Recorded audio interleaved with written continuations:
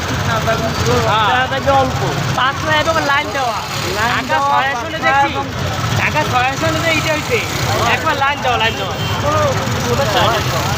এটা সৌন্দর্য আলাদা এবং এটার একটা ইয়ে আছে, দেখা যাবে অনেক বড়, অনেক বড়।